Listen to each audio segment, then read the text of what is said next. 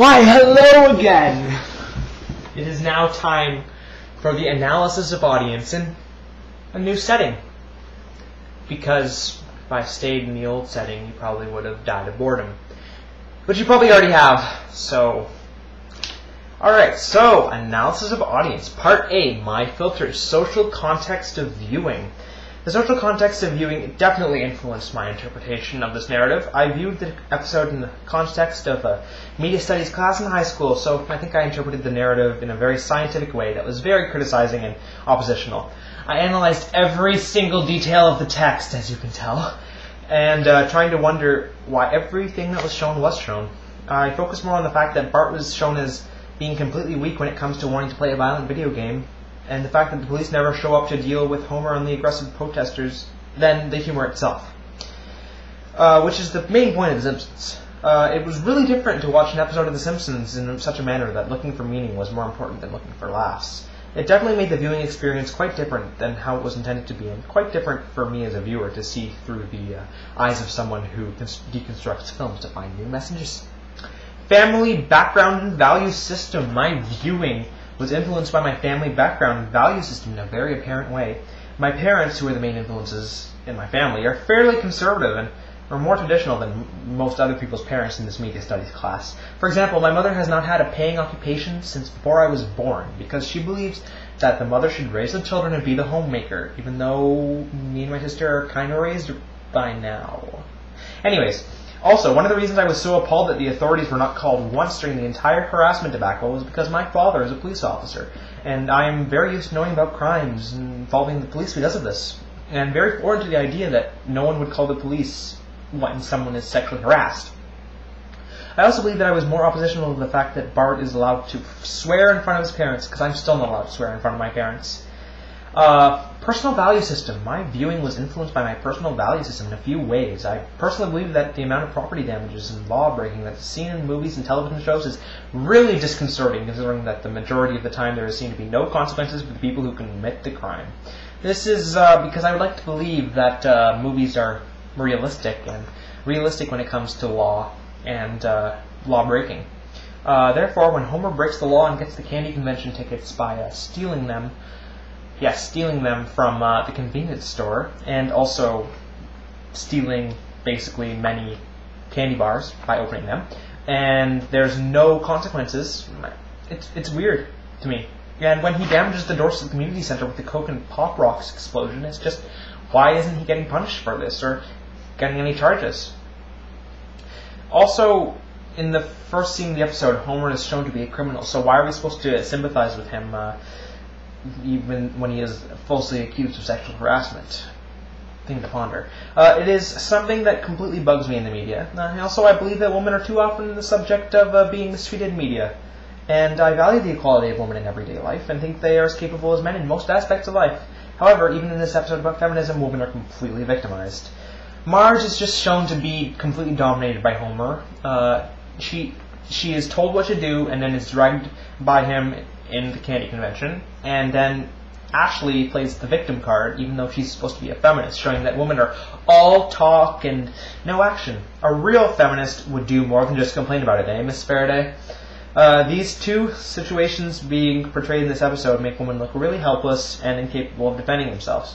I do not accept this at face value, because all of the women I know would not handle themselves in this situation, and I do not believe that a regular woman in American society, like Ashley and Marge, would act like this in real life.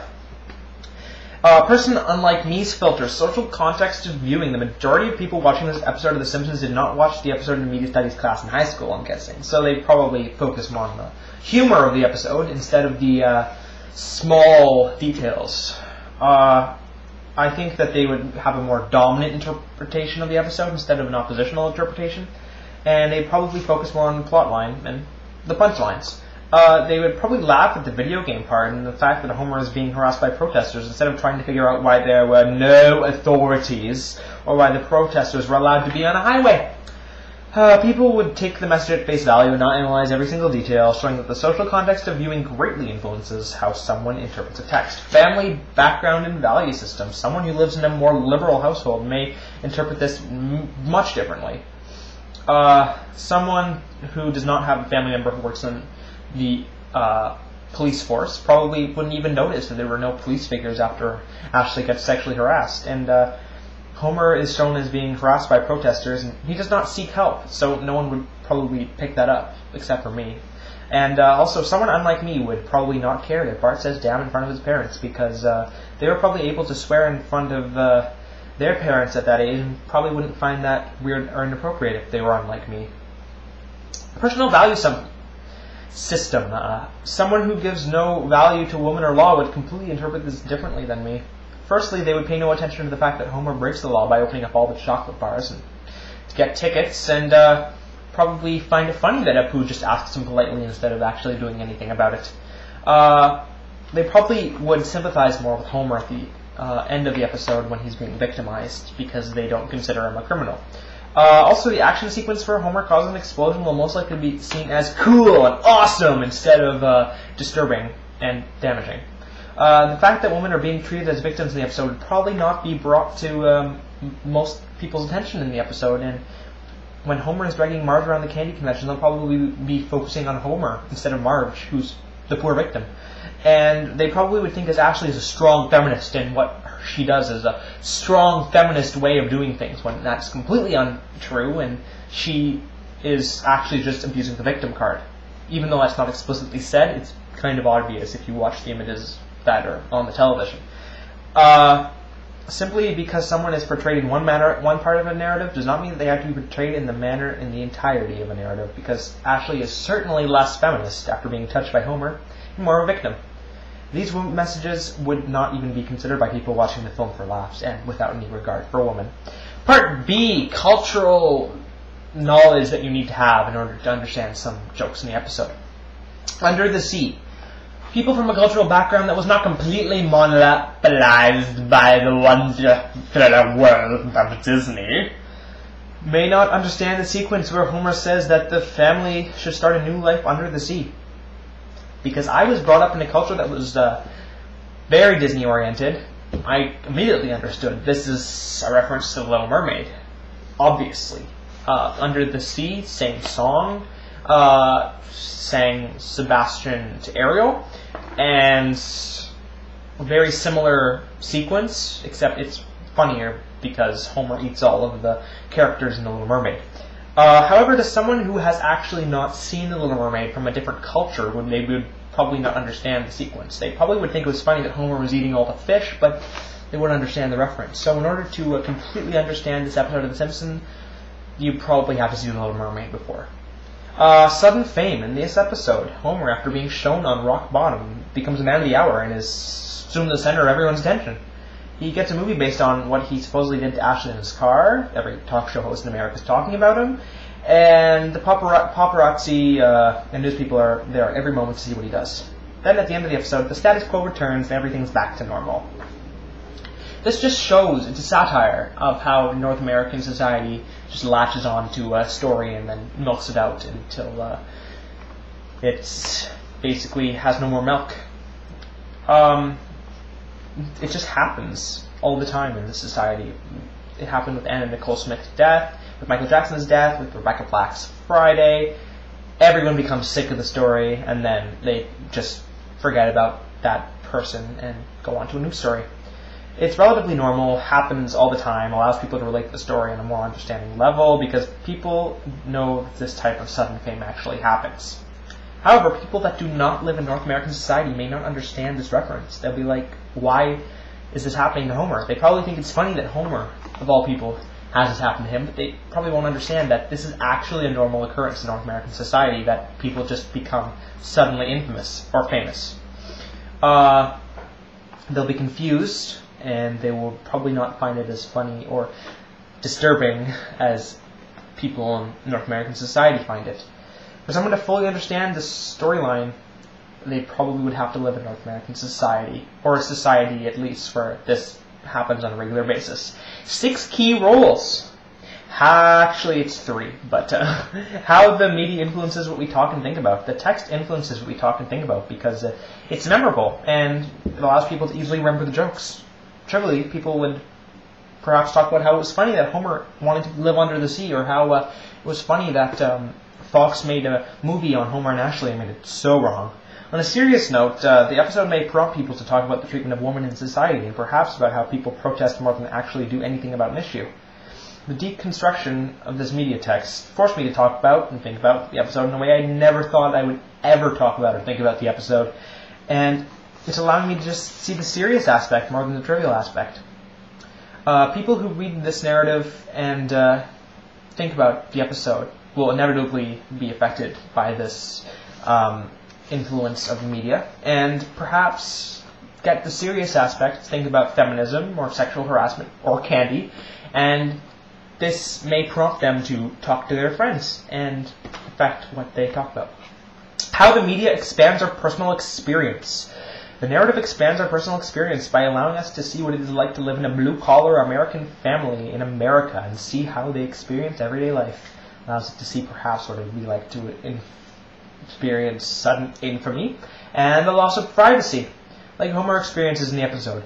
People that do not live in North America will get some sort of how North American society works. Also, seeing the episode in 2011 gives people the idea of how life was like in 1994. It's like a time capsule.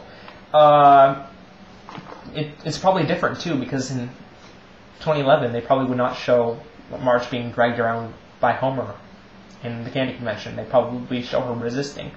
But it also shows how apparently big the O.J. Simpson debacle was in 1994. And I wasn't really around for that, but it shows how big that must have been, and how it must have been to see him on every newspaper and every television show, and just hear about O.J. Simpson.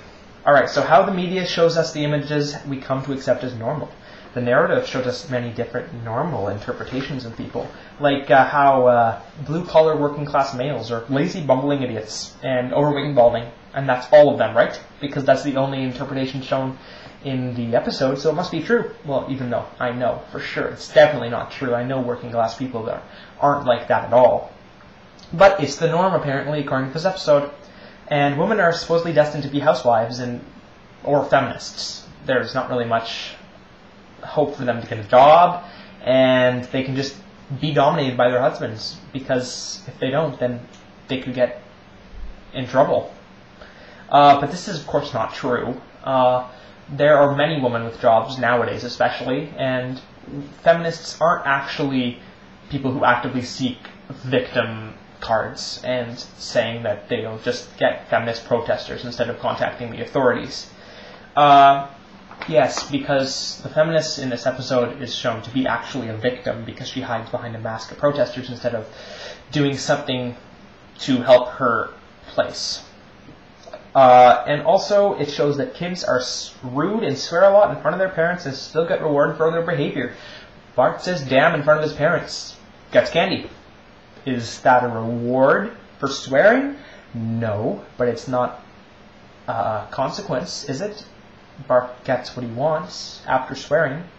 So it kind of correlates swearing with the reward, which is something that is actually probably not true in most households, and just weird to me, at least. But it's normal, and it just shows that kids can be rude and obnoxious and still get rewarded for good behavior.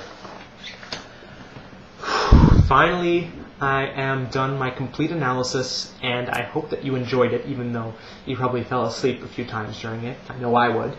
And I hope that it's thorough enough. I don't know, was it thorough enough? I don't think so. Maybe I should have done it a little bit longer. I hope that I covered everything. And I loved media studies, loved it. It was great. And thank you. Goodbye.